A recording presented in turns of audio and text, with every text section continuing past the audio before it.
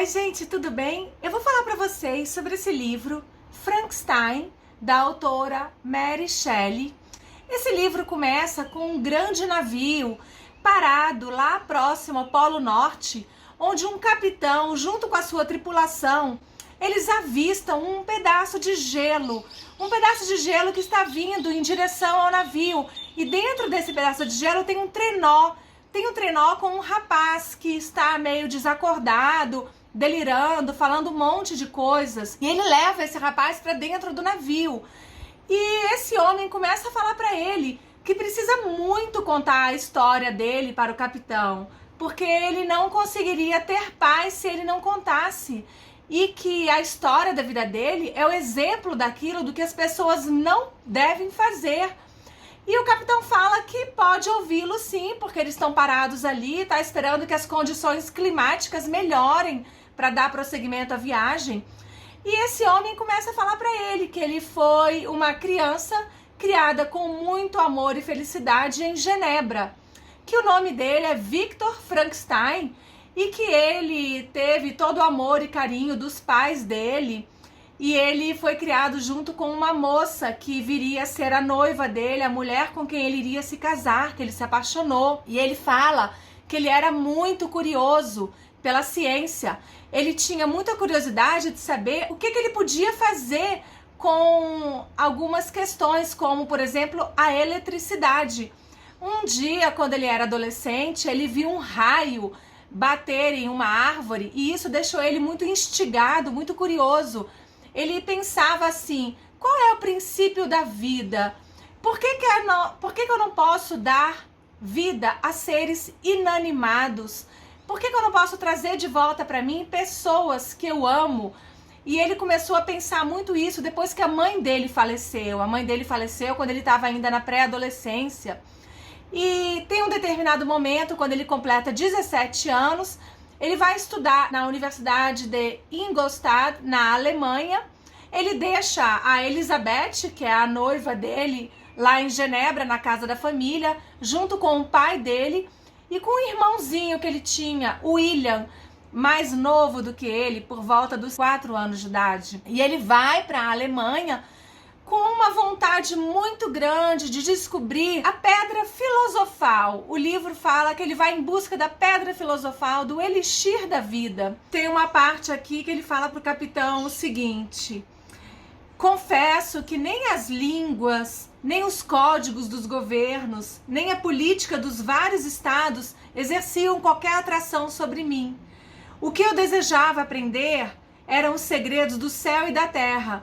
Embora eu me ocupasse das substâncias das coisas ou do espírito da natureza e da misteriosa alma do homem, minhas pesquisas se dirigiam também para a metafísica, ou, no seu mais alto sentido, para os segredos físicos do mundo.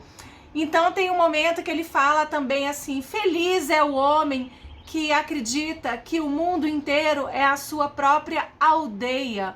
Porque ele quer dizer que ele era tão curioso, que isso se tornou a desgraça da sua vida.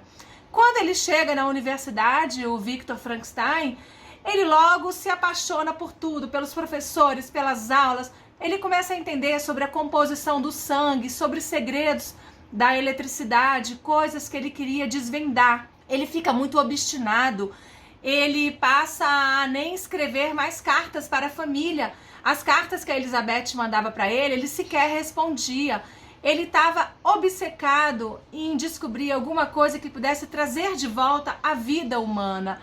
Ele começa a visitar tumbas, corpos já em decomposição, porque ele quer pegar pedaços de corpos para juntar, para tentar fazer alguma pessoa, um ser que venha a viver, porque ele quer provar para todos que ele é capaz. Tem um professor que visita ele e esse professor fica extremamente espantado, fala para ele: Victor, só Deus tem esse poder. Existem coisas no mundo que não dizem respeito ao homem, mas apenas a Deus. Mas isso não é suficiente para ele. Ele quer continuar com seus experimentos. O Victor Frankenstein falava: eu via como a bela forma do homem se degradava e se decompunha eu assisti a corrupção da morte suceder à florescência da vida. Contemplava como os vermes herdavam as maravilhas do olho e do cérebro. Eu parava examinando minuciosamente as causas como, por exemplo, a transformação da vida em morte e da morte em vida, até que do meio dessas trevas se fez uma luz súbita sobre mim. Ele decidiu, gente, que ele ia mesmo criar algum ser. E ele transformou a vida dele nessa futura criação. Quando ele conseguiu atingir esse objetivo, depois de muitos experimentos, depois de meses trabalhando nisso, em uma extrema obstinação, quando ele espera um raio, aquele raio que seria o maior de todos para atingir o ápice do que ele estava criando, quando essa criatura que ele tinha costurado, juntado partes do corpo, quando abre os olhos e mostra uma expressão para ele, ele fica atônito, ele leva ao maior susto, porque a criatura não conseguia falar nada, né? Então ela soltava sons indecifráveis e a pele era toda enrugada, toda amarelada, parecendo couro amassado, e aquilo fez ele se assustar muito. Ele saiu correndo, largou a criatura lá no laboratório e ele saiu correndo pelas ruas lá da cidade onde ele estudava, e ele ficou pensando: o que eu fiz, como eu faço agora para reverter isso? Ele não sabia o que fazer. Quando ele volta para o lugar, para o laboratório, a criatura não está mais lá.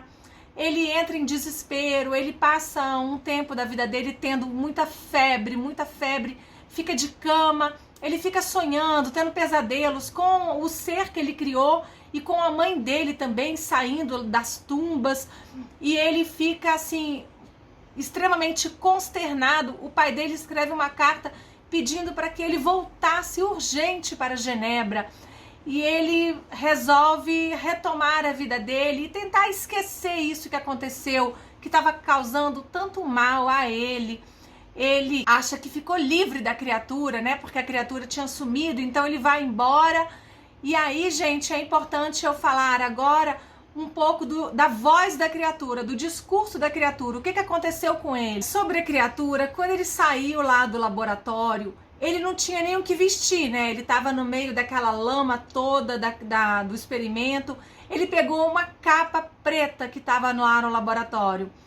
Uma capa preta que era do Victor Frankenstein. Ele coloca em cima dele e ele sai andando pelas ruas da cidade e todo mundo se assusta muito com ele. Querem bater nele, querem jogar pedra nele, porque ele é uma pessoa assim, completamente deformada, que não conseguia falar e só andava correndo, e as pessoas ficaram com medo. O único lugar que ele encontrou para se refugiar foi na floresta. Ele foi para a floresta e ele conta que lá na floresta ele começou a entender o que era a natureza, o que era o som da água, o barulho do rio correndo. Ele sentiu sede, ele sentiu fome, ele observou as plantas, a vegetação, ele começou a ver as pessoas de longe.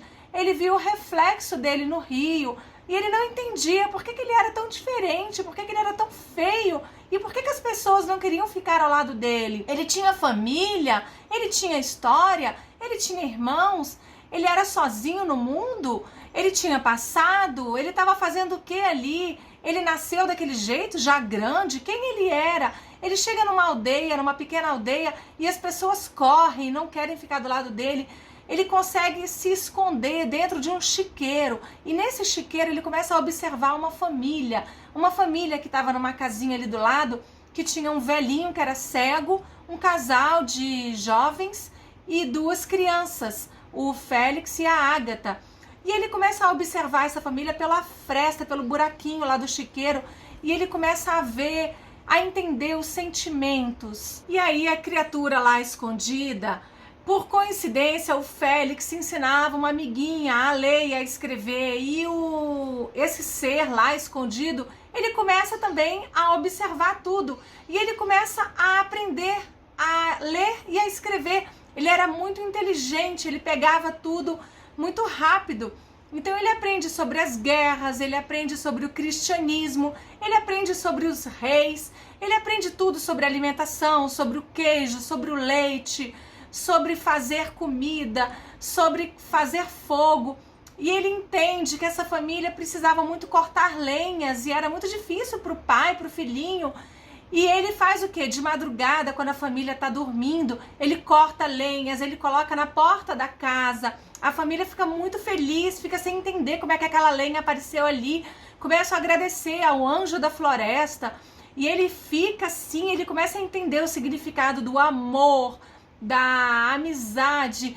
E ele tinha um coração muito bom. Ele observa o velhinho, o cego, e ele diz que com o cego, com o velhinho, ele aprendeu sobre a confiança, porque ele era uma pessoa muito generosa, ele cantava músicas e ele ficava encantado com aquilo.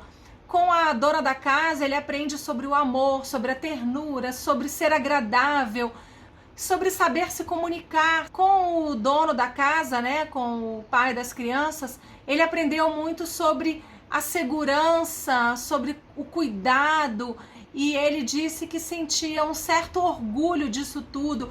Então, no livro mostra bem esse crescimento de sentimentos que tinha dentro dele, que ele era uma pessoa que ele só queria estar perto dos outros, ele queria ser amado pelos amigos, enfim, ele queria fazer parte de um grupo, de ter uma vida social, porque ele não tinha, né, uma vida social.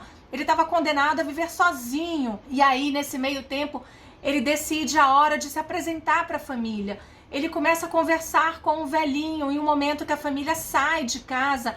Só que quando a família retorna, a família leva um maior susto porque ele está ajoelhado e acham que ele vai atacar o velhinho. Eu sei que batem nele com madeira, as crianças gritam, choram, a mulher se esconde, ele fica todo, né, atrapalhado, sai correndo para a floresta e ele chora muito, ele chora porque ele está muito triste. E nesse momento, tinha no casaco preto que ele usava, tinha um diário do Victor Frankenstein. Um diário que ele tinha recebido da mãe dele antes dele ir estudar na Alemanha. E nesse diário ele escreveu todo o experimento que ele fez para criar essa criatura. Ele escreveu o tempo, o que ele precisava, o que ele pegava, tudo que ele fazia. E tinha os dados dele, onde ele morava, o endereço dele de Genebra. Nesse momento que a criatura está muito triste, né, pesaroso com tudo isso, ele decide se vingar do Victor Frankenstein. Ele fala: Victor Frankenstein, eu vou atrás de você. Que direito você tinha de fazer isso comigo? Que direito você tinha de me condenar à total exclusão, a ficar fora do mundo, a não ter ninguém? Se você tem pessoas do seu lado, por que que eu também não posso ter? E ele fala, né, que apesar do Victor Frankenstein ser o criador dele, ele era o senhor do Victor Frankenstein. Porque, por exemplo, Adão, quando foi criado, ele se compara a Adão. Adão foi criado por Deus. E eu fui criado por quem? Eu não conhecia nem o meu criador. Então ele quer conhecer o criador dele. E ele quer entender por que ele fez isso com ele. Ele quer, de certa forma, mostrar para o Victor Frankenstein que não foi certo isso que ele fez. Essa parte, gente, do livro é muito triste você perceber esse sentimento dele, da criatura. Existem vários livros sobre a questão do bullying, né, da discriminação, do preconceito, da exclusão. Mas essa parte específica de você ser abandonado por quem te criou, por quem te gerou, me fez lembrar muito o Fantasma da Ópera, porque diz a história, né, que era um menininho chamado Eric, que nasceu em uma aldeiazinha lá na Normandia, e ele nasceu com um rosto terrivelmente desfigurado, e ele foi abandonado pelos pais dele quando ele era criancinha, e ele foi ser atração de circo, né? Foi ser colocado como uma atração para as pessoas darem risadas, e depois ele usa aquela máscara, né? O Fantasma da Ópera. E também o filme O Curioso Caso do Benjamin Button, que ele nasce uma criança bem incomum, né, com uma aparência de mais de 90 anos de idade, bem velhinho, todo enrugadinho, e os pais também o abandonam, né, colocam ele na porta de um orfanato, enfim, são pessoas que foram colocadas de lado por quem os colocou no mundo, como a história do Frankenstein, né? Que o Victor Frankenstein deixa de lado aquela pessoa que ele colocou no mundo. Porque se ele gerou, se ele criou, se ele fez aquele ser existir, ele deveria ter ensinado a ele, mostrado para ele o mundo. Ele não era só um ser de carne e osso. Bom, então ele vai atrás do Frankenstein, e aí eu não posso mais contar nada porque ia ser muito spoiler. Só que depois o livro, toda a narrativa, né, dele para o capitão. E aí no final do livro também tem o diário do capitão, porque o capitão conta no diário dele essa história que o Victor Frankenstein contou para ele, e conta também o que está acontecendo ali no presente. É um livro muito interessante, ainda mais se a gente lê com esse olhar, né, de ver também o lado da criatura, de como foi triste para ele tudo isso. E foi triste demais para o Victor Frankenstein também, porque praticamente a vida dele foi arruinada por todos os lados que a gente possa imaginar. Assim, uma infelicidade muito, muito grande. Gente, é isso que eu queria falar. Espero que vocês tenham gostado da resenha, tá bom? A gente vai se falando. Um beijo para todos. Tchauzinho.